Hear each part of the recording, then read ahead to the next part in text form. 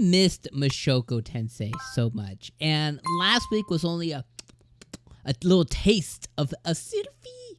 And this week, oh my god, like, one of the things that Mushoku Tensei does better than any other anime, and I don't want to say, okay, let me not say definitively, is the best, but one of the things that it does better than most anime is not only the fact that it tells storytelling, like this the way its storyboards are, the incredible art style, the dramatic scenes that it has, all of these things, but it really comes down to the writing, and that's what separates Mushoku Tensei from every other isekai for the most part. There's a couple of other, like, really, really good ones, but I would say, like, from an isekai standpoint, from a storytelling standpoint in the fantasy setting, like, Mushoku Tensei is really up there as one of the best. And the thing that kind of makes it stand out the most is the way that it does storytelling and the way that it invokes feelings of not only the characters is trying to depict and how they're trying to depict them, but also how it invokes feelings in us, the user, the customer,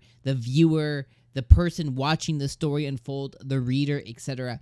And that's what really separates the great animes from the ones that are good, is it comes down to the writing and how they can convey feelings and how can they grab emotions from you and kind of like yank you. Like this episode, I was like, oh, he's so depressed, oh, he's so mad, oh, Rudy. And, you know, the fact that I felt like this, like, just like, oh, I wanted to reach through the screen and punch him, like that is how well the story and this character, this flawed character, is written.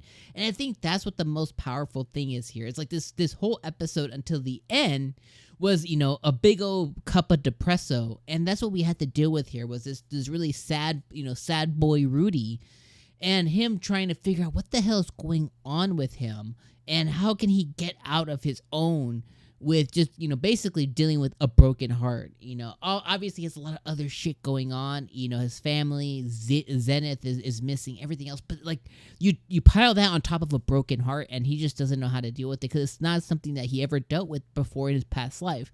Yeah, he dealt with a lot of trauma and a lot of other things that cause a lot of other emotional baggage, a lot of just mental illness, and just got him jacked up.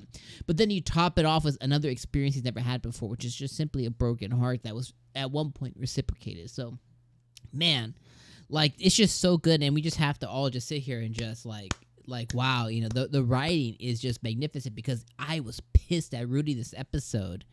And I gotta know, you let me know in the comments, who else was like, yes, burn it, Rudy, burn the hair, burn the panties. He didn't burn the panties, though, but he did burn the hair, and I was like, yes.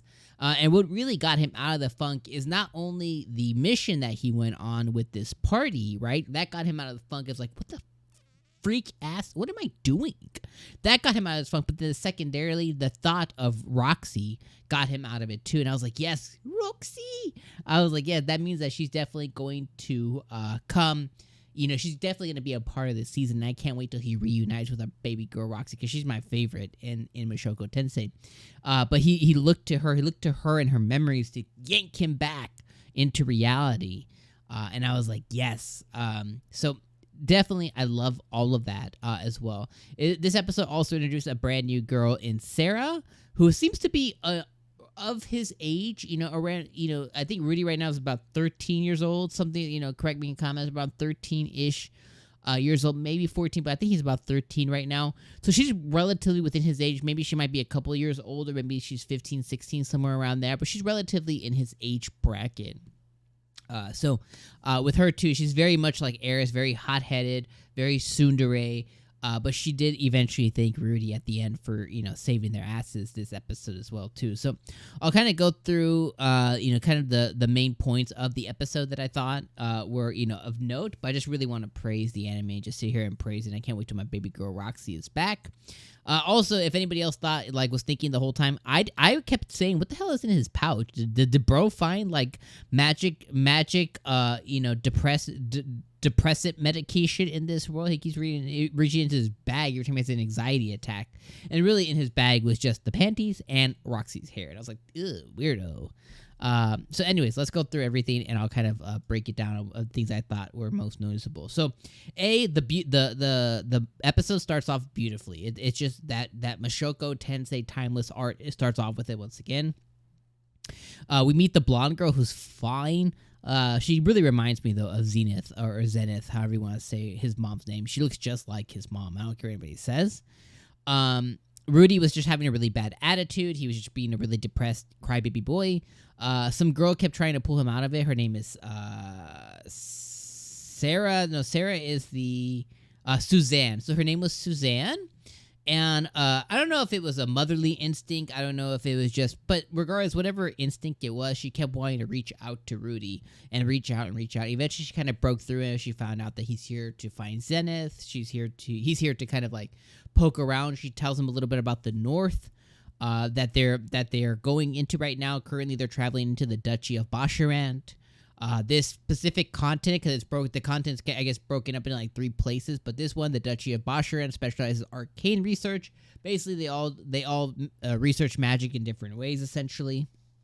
So that's just good to know, because you'll probably end up meeting people from the Duchy eventually. Then they land there. It's hella cool. He rents a room for a month. Okay, he drops a butt ton of money down on the counter, and then this is where the depresso takes over again, the little shot of depresso. I literally was yelling at the screen like don't just hole up in your room again, dude. But he picks himself up out of it. He gets out of the funk. He goes to go and disband his party. Before that caused him a little anxiousness, a little chest pain. He takes on a mission he was going to do by himself, which he really could have done it by himself. But instead, this Suzanne girl rears her head again along with Sarah. They basically say, hey, you can't do this on your own. They offer to do it with him. He then goes out to the mission with them, with Suzanne and them. We get to introduce ourselves to Suzanne and Sarah and the other people in the party, other mage, other person who's a wielder. We find out that Suzanne's not the leader, that somebody else is like the official leader of their party. We find out that Sarah's from the Asura Kingdom, which is a good thing to note, because that's where they've been before. I think that's where the mage that Eris saved, I think, and correct me if I'm wrong, I don't quite remember, but I think that's where Eris met that one mage guy before, but she's from the Asura Kingdom, so that was a good thing. They're using her and Rudy to kind of teach them lessons about, like, hey, things don't always go your way. Sometimes you just have to party up with people that you might not even like.